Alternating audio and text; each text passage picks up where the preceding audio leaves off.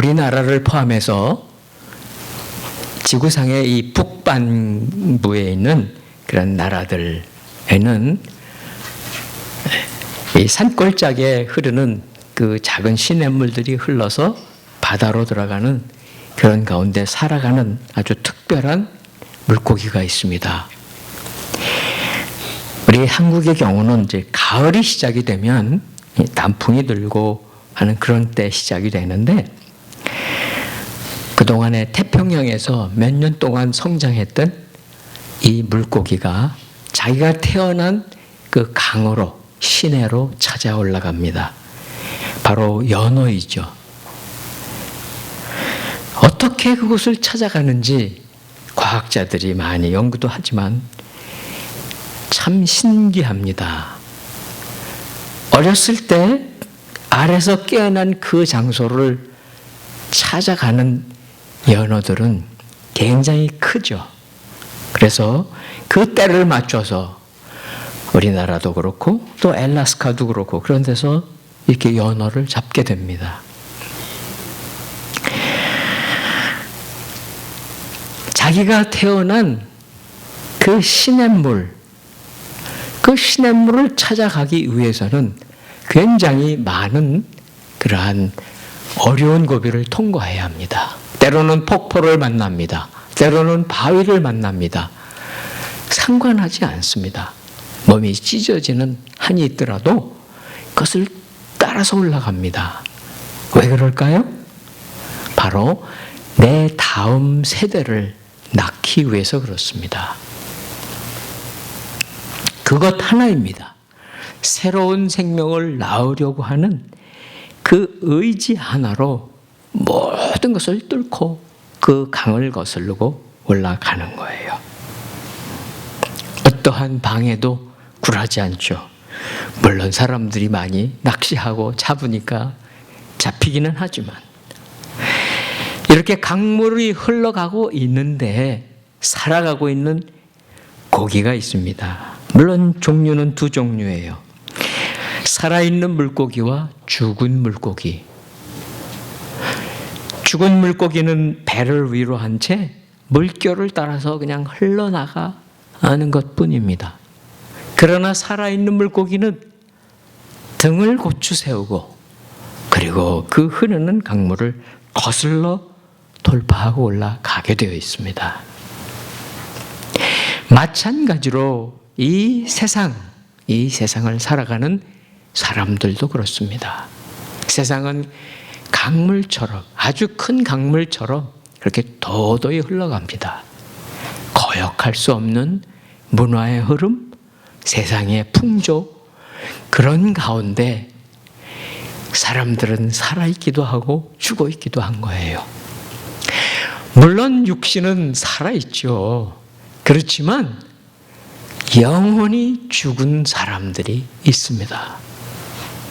아니, 때로 우리 믿는 사람들은 분명히 영혼이 살아있어야 하는데도 불구하고 우리도 세상 풍조를 따라 그냥 흘러가는 거예요. 떠내려가는 거예요. 우리는 살아있습니다. 육신도 살아있고 영혼도 살아있습니다. 세상의 가치관, 세상 사람들이 중요하게 여기는 것하고 우리가 중요하게 여기는 것은 다릅니다. 똑같이 산다면 세상 사람들이 좋아하는 것 우리가 다 따라 좋아하고 세상 사람들이 가는 길을 똑같이 걸어간다면 우리 영혼은 살아있지 않습니다.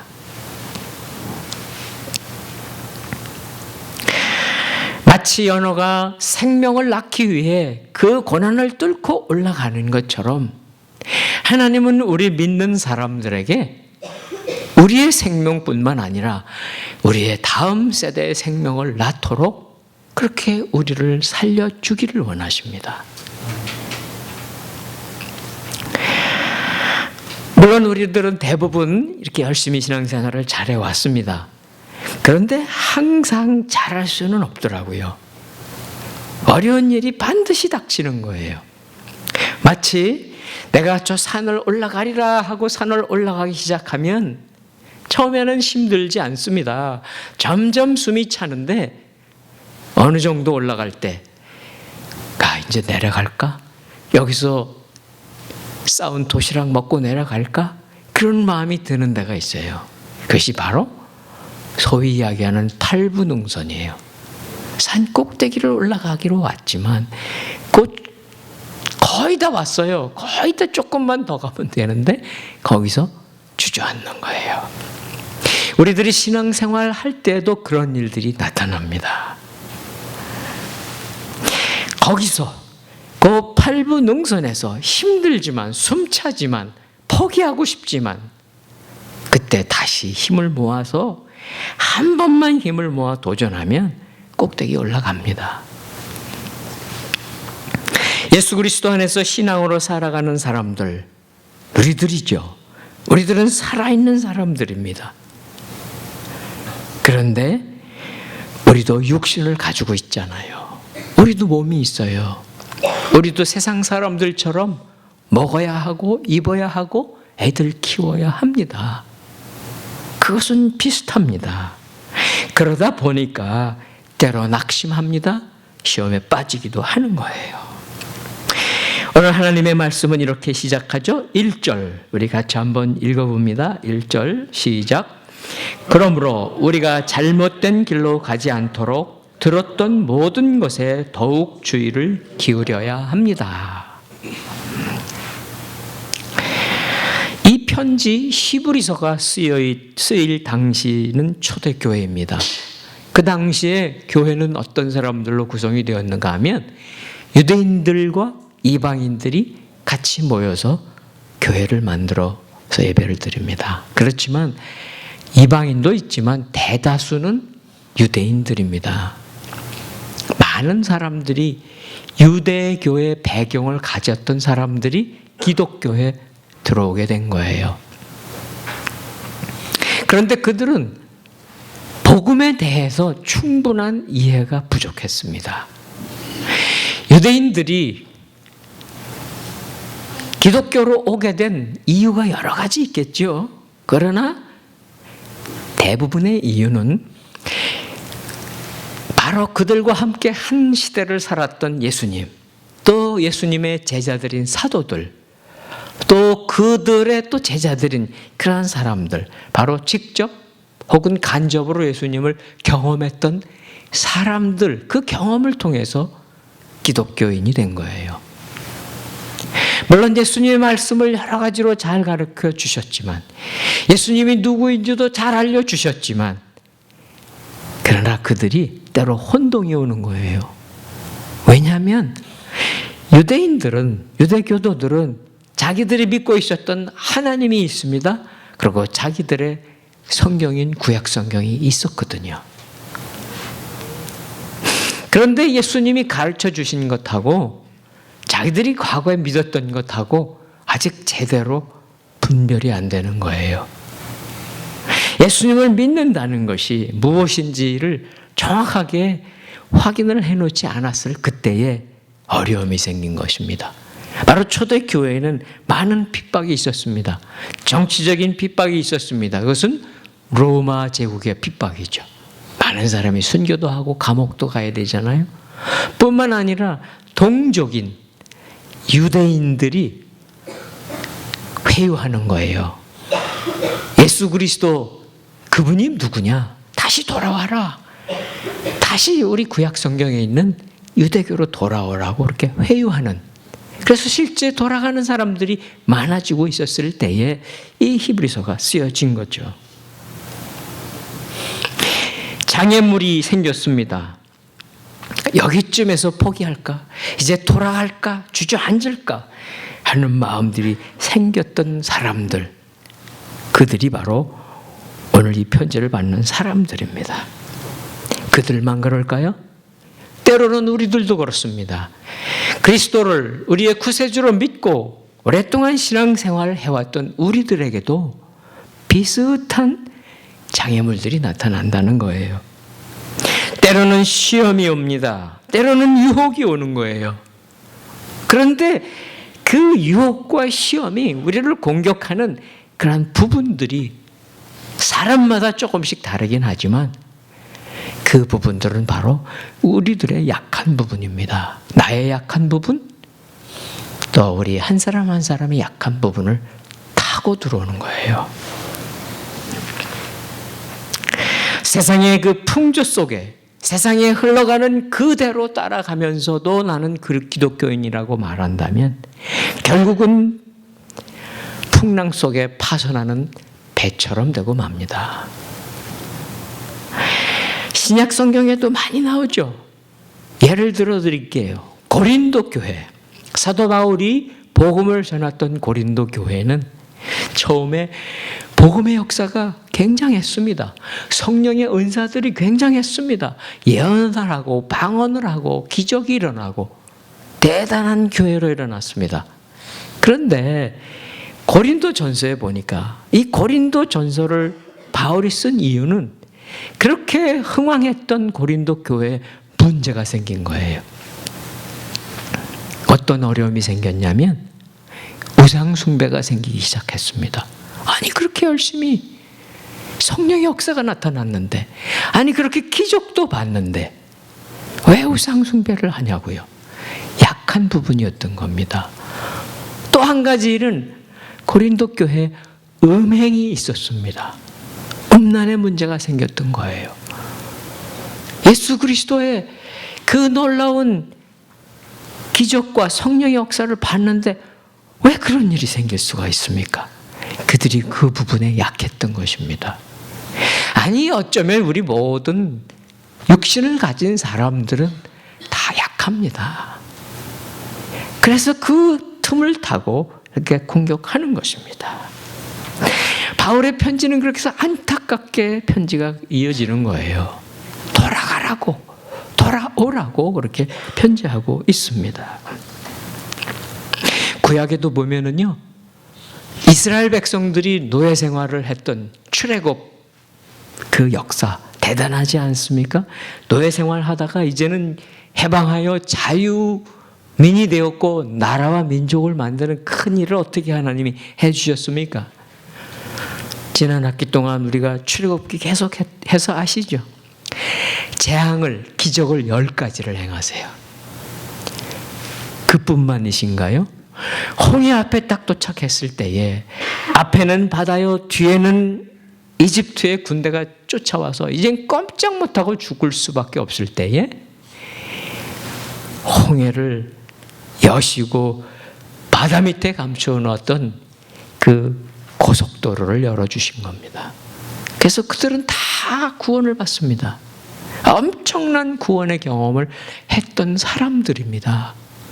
만일 여러분이 그 이집트를 탈출했던 그 홍해의 사건을 경험했던 사람이라면 죽을 때까지 잊을 수 없겠죠? 과연 그럴까요? 이스라엘 백성들은 잊습니다. 한 달이 지납니다. 광야 생활 2달, 3달이 지나가면서 현실이 어려운 거예요. 너무 힘든 거예요. 광야의 뙤약볕, 물론 하나님은 구름 기둥으로 그늘을 만들어 주시고 밤에 춥습니다. 사막은 무척 춥습니다. 그러면 불기둥으로 따뜻하게 해주셔서 살아가지만 무슨 재미가 있습니까? 광야에. 먹을 것 주십니다. 만나도 주시고 메추라기도 주시는데, 그런데 힘들었던 거예요. 지쳤던 거예요. 결국 광야의 고통과 광야의 그 지루함을 견디지 못한 이스라엘 백성들은 애굽으로 돌아가겠다고 합니다. 이집트로 돌아가겠다는 거예요. 그때가 더 좋았다는 거예요. 그때는 양파도 먹었고 그때는 고기도 먹었다는 거예요. 사실 양파나 고기를 얼마나 먹었는지 몰라도 노예가 뭐 먹었으면 얼마나 먹었겠습니까? 그런데 돌아가겠다는 거예요. 하나님의 마음이 얼마나 힘드셨겠습니까? 결국은요, 그들은 그 홍해를 뚫고 그 기적을 경험했던 사람 한두 명도 아니고 장정만 60만 명, 모든 식구들 따지면 200만 명도 더 되는 사람들 중에 딱 2 사람만 가나안을 들어가요. 그러면 그 많은 사람들은 어떻게 된 거예요? 광야에서 죽임을 당하게 됩니다. 불쌍하기도 하고 안 됐기도 하지만 하나님의 말씀에 대한 불순종의 결과가 얼마나 엄청난 것인가를 생각하게 합니다. 우리들도 때로는 우리 삶 속에 여러분이 경험한 하나님의 기적, 성령의 역사가 있습니다. 그런데 매일 있지는 않잖아요. 오늘 우리에게도 말씀하시는 거예요. 1절에 보니까 이렇게 말씀하는 게 나와요. 들었던 모든 것. 무엇을 들었을까요? 들었던 모든 것. 초대교회에 말씀을 전해준 사도들도 있었고 제자들도 있었고 그 앞서서 예수 그리스도께서 계셨습니다. 이 들었던 것에 주인이 있습니다. 이 말씀을 시작하신 분이 계세요. 그분이 바로 예수 그리스도세요. 예수님은 탁월한 선생님이십니다. 아니 그뿐만 아니죠. 바로 예수님은 하나님의 아들이십니다. 하나님이십니다. 그분은 이 모든 만물을 창조하신 창조주세요. 그리고 이 모든 만유, 피조세계를 통치하시고 운행하시는 분이시라고요. 어떤 선지자보다 탁월했다고 우리는 1장에서 봤습니다. 뿐만 아닙니다. 이스라엘 백성들이 숭배했던 어떤 천사보다도 탁월했던 분이 예수 그리스도세요.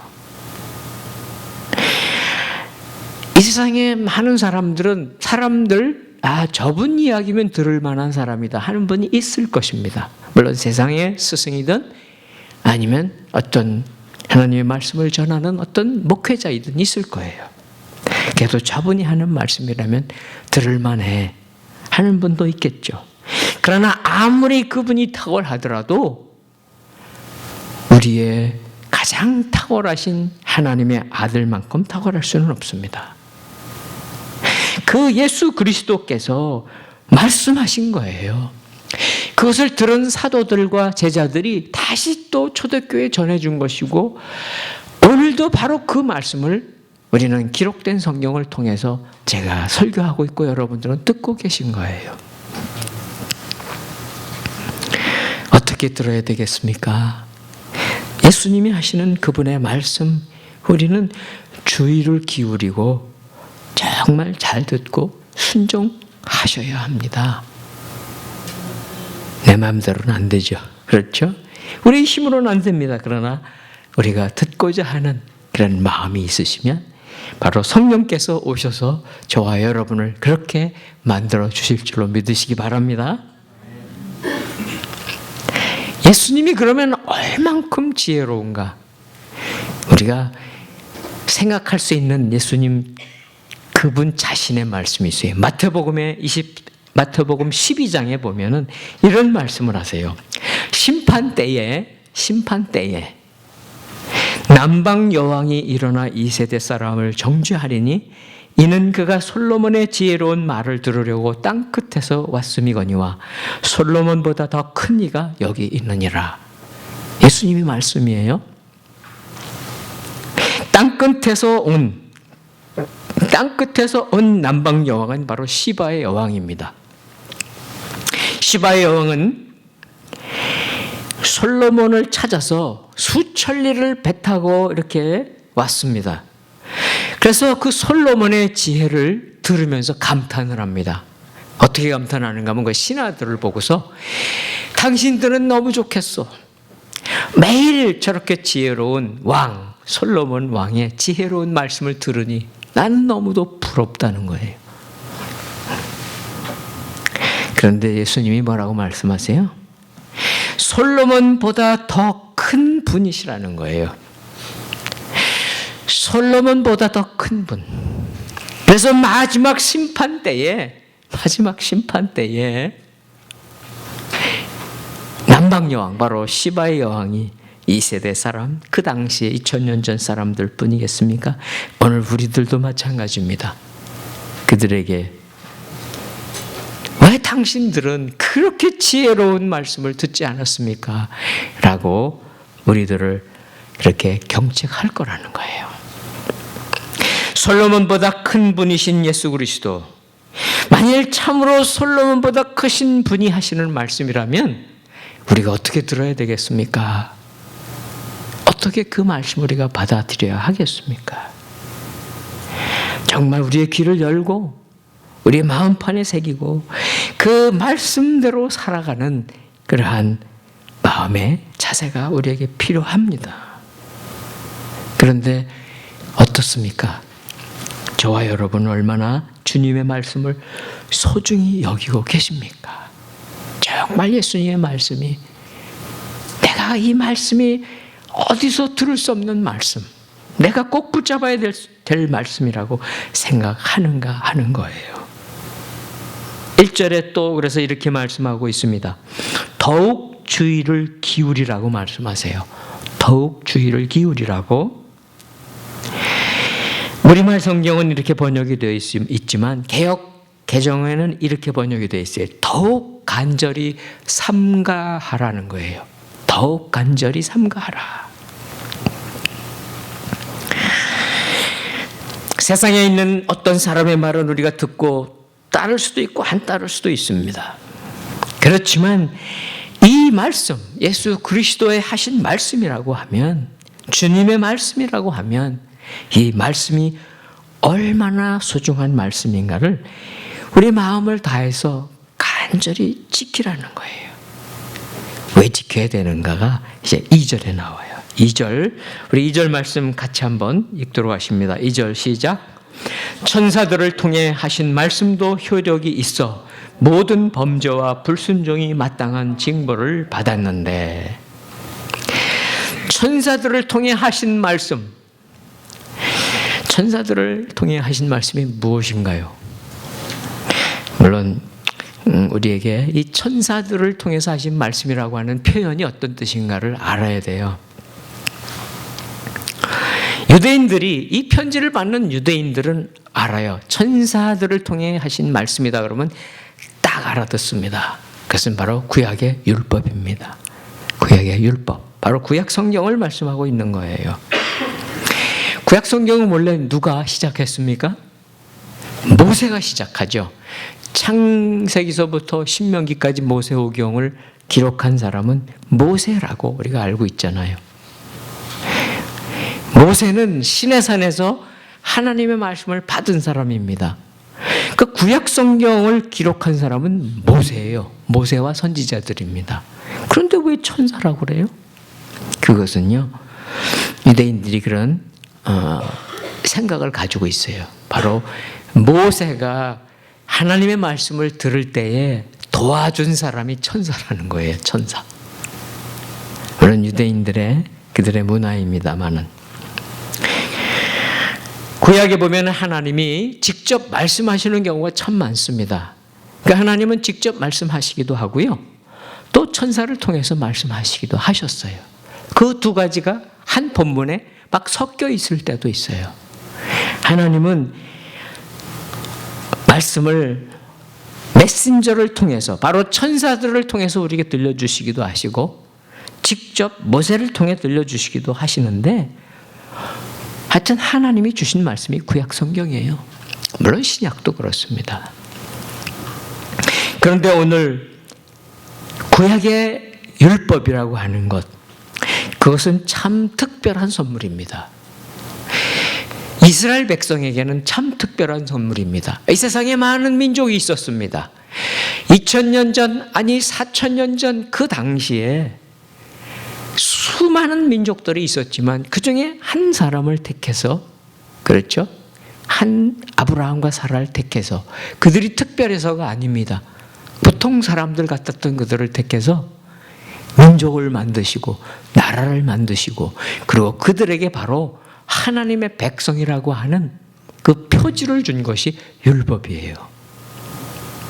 그러니까 구약 백성들은 이 율법 때문에 얼마나 자부심을 가졌는지 몰라요. 아브라함의 후손이라는 것 때문에 얼마나 긍지를 가지고 살았는지 몰라요. 그렇게 소중한 것입니다. 다른 족속들, 이방 족속들보다 특별한 선택받은 그런 민족이에요. 하나님의 특별한 선택을 받은 민족. 그들은 이 율법을 통해서 그들이 받았던 모세를 통해서 받은 모세오경과 선지자들을 통해서 받았던 많은 그런 선지서들을 통해서 그때마다 이 제사장들을 통해서 교육을 받았습니다. 말씀의 양육을 받았습니다. 그래서 그 말씀이 그들의 모든 삶을 지배했습니다. 지금도 그래요. 지금도 유대인들은 얼마나 철저한지 몰라요. 그들은 비록 예수 그리스도를 모릅니다. 그런데 구약의 율법에 얼마나 철저한지 몰라요. 정말 그들은 문화적으로 수천 년을 내려오면서 그 전통 율법에 꽉 붙잡혀 있습니다. 그것은 지금은 잘못된 것입니다. 그런데도 놓지 못하는 거예요. 분명히 하나님의 말씀을 주신 뜻은요, 사랑하는 백성들에게 주신 것이고 그렇게 하나님의 백성들로 살아갈 수 있도록 해주신 거예요. 바로 구약 성경에 나와 있는 하나님의 거룩하신, 하나님의 의로우심, 자비하심, 아무것도 아닌 노예인 그들을 구출하셔서 사랑하셨기 때문에 나라를 만드신 그 하나님의 사랑이 기록되어 있는 그 말씀이잖아요. 그리고 내가 너희들을 보호하겠다고 하시는 끊임없이 말씀하시는 구약 성경이 있잖아요. 그들은 하나님의 말씀대로 살았습니까? 그런데 그렇지 않았다고요. 하나님의 백성을 때로는 살았지만 많은 경우에 그 하나님의 말씀대로 살지 못했기 때문에 다시 세상으로 간 거예요. 마치 강물을 떠내려가는 죽은 물고기처럼 살아간 거라고요. 하나님의 율법을 왜 이스라엘 백성들이 지켜야 합니까? 바꿔서 질문할게요. 왜 저와 여러분이 하나님의 말씀을 지켜야 합니까? 명령이기 때문에요? 그럼 좀 무섭잖아요. 그렇죠? 내가 이거 안 지키면 내가 고난을 당할 거야. 내가 이거 안 하면 내가 어려움을 당할 거야. 심지어 그런 분도 있죠. 내가 주일날 예배를 안 가면 내가 가다가 무슨 사고가 날지도 몰라. 무서워서 올 수도 있는 그런 마음의 사람들도 있잖아요. 그렇지만 한번 생각해 보세요. 이 말씀을 무서워서가, 이 말씀이 어때 해서가 아니라 이 말씀을 주신 분이 정말 누구인지를 우리가 안다면, 그분이 어떤 분인가를 내가 안다면 우리가 이 말씀을 지킬 수 있게 됩니다. 이 말씀은 물론 하나님이 주셨습니다. 그리고 하나님의 아들, 육신을 입고 이 땅에 오신 하나님이신 그분이 우리에게 들려주시는 말씀이잖아요.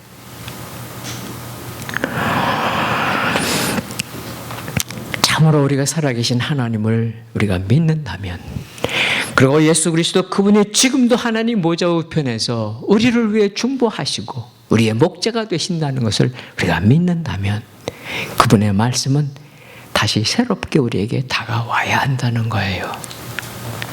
우리가 붙잡아야 될 세상의 가르침이 아닙니다. 우리가 요즘 그렇죠. 요즘 보면은 많은 세상 사람들이 건강을 위해서 좋다 그러면 그게 뭐든지 가리지 않고 다 사서 먹습니다. 뭐 합니다. 다 하죠. 그것의 사실 여부를 따져보기라도 합니까? 따져보지도 않습니다.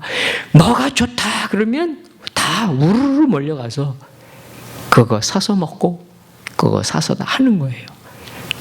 우리가 얼마나 어리석은지 아세요? 그러나 우리들에게 주시는 이 말씀은요, 그런 거하고 달라요. 정말 하나님이 우리를 사랑하시기에, 우리를 너무나 소중하게 여기시기에 주시는 말씀인 거예요. 물론 우리는 구약의 백성들은 아닙니다. 우리는 이미 신약 성경 아래 신약의 성도들입니다. 그러기에 과거의 것인 구약의 많은 부분은 폐기돼도 됩니다.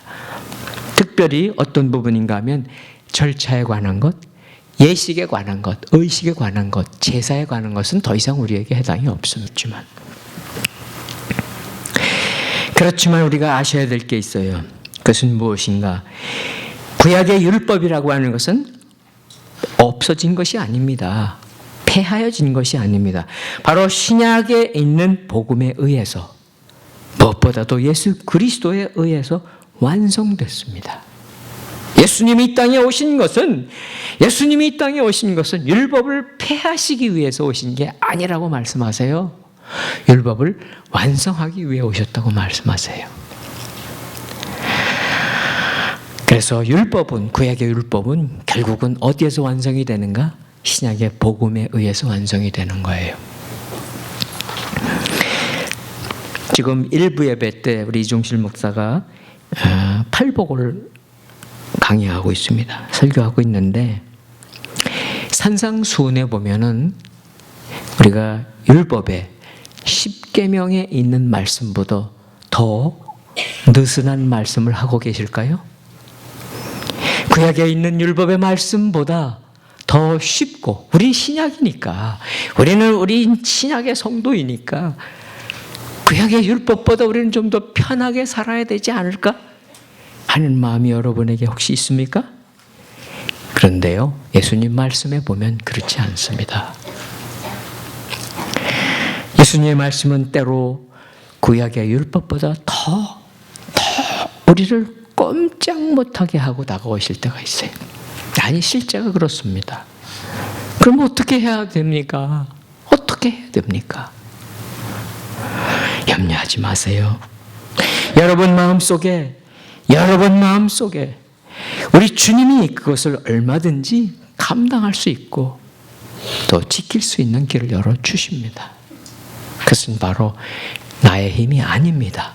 여러분의 힘이 아닙니다. 바로 성령께서 오셔서 역사해 주세요. 그것이 없다면 우리는 주님이 말씀하시는 산상수훈 근처에도 못 갈 겁니다. 율법도 그렇습니다. 복음도 그렇습니다. 그 시작은 하나님이세요. 하나님. 우리 하나님께서 우리에게 주시는 마음, 우리를 향해서 우리에게 다가오시는 마음, 그 마음을 우리가 받으셔야 하는데, 오늘 2절의 말씀은 이런 게 있습니다. 2절 한번 자막을 통해 보십시오. 천사들을 통해 하신 말씀, 바로 구약의 율법입니다. 또 효력이 있었습니다. 그 말씀 그대로 되었다는 것입니다. 말씀이 하나도 지켜지지 않고 성취되지 않은 게 없습니다. 특히 무엇을 말씀하시는가 하면 모든 범죄와 불순종의 징벌이 있었다는 거예요. 좀 두렵긴 하죠. 두려워하지 마시기 바랍니다. 그러나 그렇게 됐다는 거예요. 바로 구약의 율법대로, 그 율법대로 이스라엘 백성들은 징계를 받았습니다. 출애굽을 했어도 결국 그들은요, 바벨론의 포로로 다 끌려갔습니다. 아시리아에 멸망했고 바벨론의 포로로 끌려갔습니다.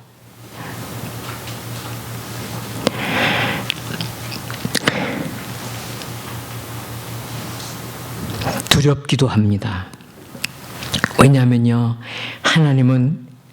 하나님은 공의로우시기 때문에 그래요. 하나님은 의로우십니다. 우리가 세상에 살아가면서 때로 나도 잘못한 게 있죠. 또 다른 사람들도 보니까 잘못한 게 많은데 보니까 벌받지 않는 거예요. 처벌받지 않는 거예요. 그렇지만 분명한 것은 이 땅에서 아닐지라도 반드시 심판장이신 예수 그리스도 앞에 설 날이 있다는 거고, 바로 그때는 그가 행한 모든 일에 따라서 반드시 벌을 받게 되어 있다는 거예요. 그것도 성경이 이렇게 말씀하십니다. 하나님 앞에 배역한 정도에 따라 형벌의 차이가 다 있다는 거예요. 요한복음에도 나오고 마가복음에도 나와요. 그러니까 죄가 크기에 따라 벌의 크기도 다르다는 거예요. 또 죄를 지은 숫자에 따라서 다르다고 로마서에 또 나와요. 이것은 저에게도 마찬가지입니다. 여러분에게도 마찬가지입니다. 아니, 이 세상에 있는 모든 사람들에게 똑같습니다. 그분은 하나님이십니다. 우리가 하나님 앞에 어떤 사람은 특별해서 벌을 받지 않을 수 있다, 그런 게 없다는 거예요. 그것이 바로 하나님의 하나님 되심입니다. 그런데 우리에게는 놀라운 소식이 있어요. 엄청나게 놀라운 소식이 있어요. 그것이 바로 3절입니다. 3절 같이 읽습니다. 시작. 우리가 이 큰 구원을 무시한다면 어떻게 징벌을 피할 수 있겠습니까? 이 구원은 처음에 주께서 말씀하신 것이며 들은 사람들이 우리에게 확증해 준 것입니다. 여기 보니까 이 큰 구원이 나옵니다. 이 큰 구원. 그렇다면 작은 구원도 있다는 거죠. 우리가 생각하기에 이것도 구원 같아, 저것도 구원 같아 라고 생각하는 것들도 있고요. 아니, 성경 속에도 그런 일들이 있습니다. 제가 말씀드린 대로 이스라엘 백성들이 그 많은 숫자가 홍해를 가르고 건너갔었을 때, 그래서 홍해 건너편 언덕 위에 섰을 때 그들의 감격이 얼마나 컸겠습니까? 야, 우리는 살았구나. 뒤돌아보니까요, 바로를 포함해 모든 바로의 군대들은요 전부 수장됐습니다. 한 사람도 빠지지 않고 다 죽었습니다. 그런데 이스라엘 백성들은 한 사람도 빠지지 않고 다 살았습니다. 그래서 그들은 그 언덕에 서서 노래 부릅니다. 그 감격의 노래를 부릅니다. 우리를 살려주신 하나님 너무너무 기뻐서 노래를 부릅니다. 그런데 그 구원도 이 큰 구원이 아닙니다. 그것은 바로 저 작은 구원이었던 거예요. 결국 이스라엘 백성들은 그 구원을 받았음에도 다 죽었잖아요. 다 사라졌잖아요. 이것이 바로 오늘 우리들에게 주님이 오셔서 다시 한번 확인해 주시고자 하는 마음이세요. 예수 그리스도 그분이 구원하신 그 구원은 너무나 완전한 구원입니다. 완벽한 구원입니다. 여러분이 자격이 있어서가 아니죠. 제가 자격이 있어서가 아니에요. 우리가 어떤 모양이기 때문에 그렇게 우리를 구원해 주신 것이 아니고 일방적인 하나님의 구원이십니다. 구약에 있었던 구원하고 다릅니다. 구약의 구원은 홍해를 통과하고 받았던 구원, 아니 이스라엘 백성들이 계속 드렸던 제물을 제사 드려서 받았던 그 구원의 그림자하고 다른 거예요. 완전한 구원이라고 오늘 말씀하시는 이 큰 구원, 저도 놓치고 싶지 않습니다. 여러분도 놓치지 않기를 바랍니다. 이 구원을 우리가 놓치면 안 된다는 거예요. 물론 여러분의 내가 내 힘으로 지킬 수는 없지만, 그러나 분명한 것은 이 큰 구원, 완전한 구원이 우리들의 구원인 것을 믿으시기를 축원합니다.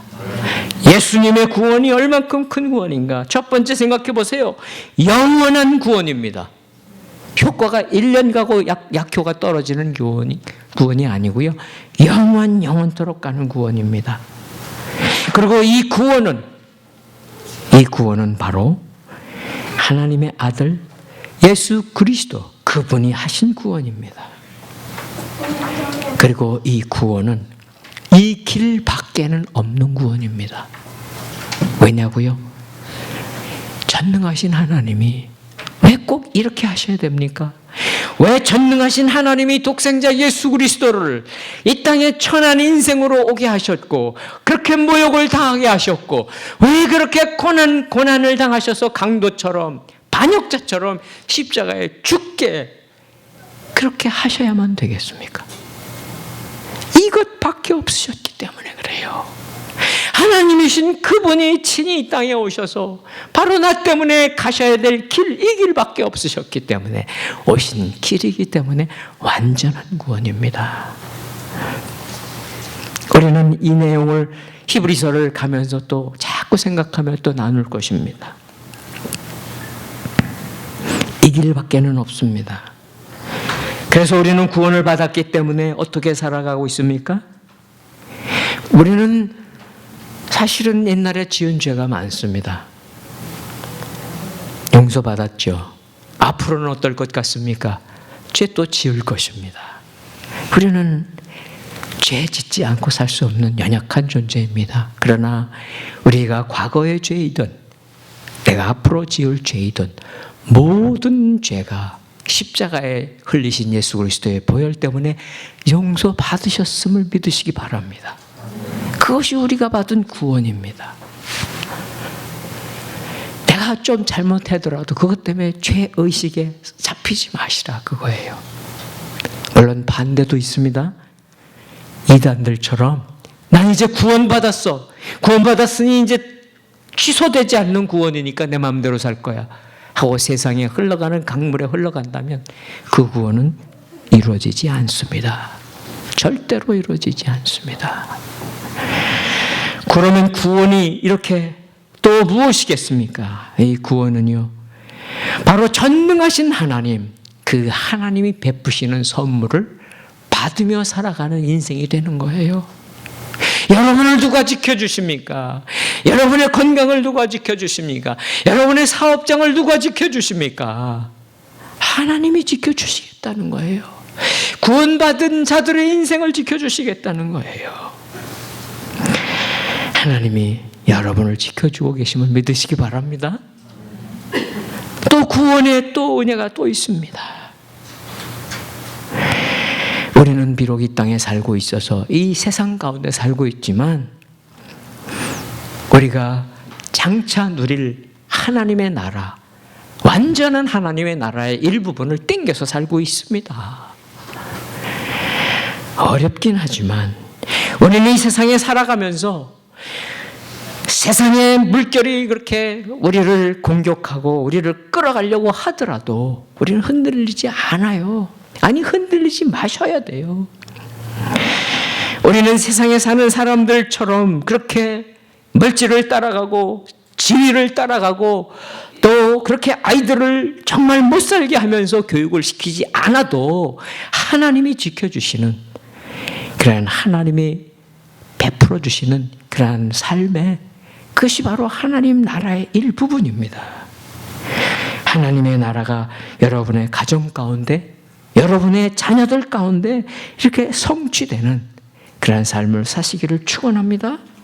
이것이 구원받은 자의 인생입니다.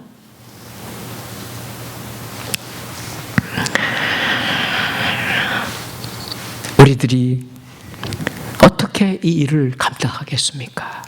우리의 힘이나 의지나 감정만 가지고 안 됩니다. 참 힘듭니다. 우리 한국에서 작년, 재작년에 베스트셀러였던 책 중에 지저스 올이라고 하는 책이 있었습니다. 혹시 읽어보신 분 있는지 모르겠습니다. 그 빌리 그레함의 외손자가 있어요. 빌리 그레함의 외손자가 쓴 책인데 이 책에 나오는 예화입니다. 이 예화 나누고 또 마지막 말씀하고 마무리하고자 합니다. 이 툴리안 차비진이라고 하는 어려운 이름이긴 한데 이 빌리 그레함의 외손자, 이 목사님인데 그 친구가 있으세요. 브라운이라고 하는 친구의 딸 이야기입니다. 로빈이라고 하는 딸이에요. 대학교를 다니는데 이제 영문학과 수업을 들어가야 됩니다. 근데 들어가 보니까 너무 어려운 거예요, 과목이. 그리고 애들을 보니까 난 쟤보다 못할 것 같아. 나는 이 과목 패스 못할 것 같아. 그래서 이 과목을 취소하려고 마음을 먹고 아버지하고 상의를 합니다. 난 도저히 이 과목 못 듣겠어요. 어떻게 하면 좋죠?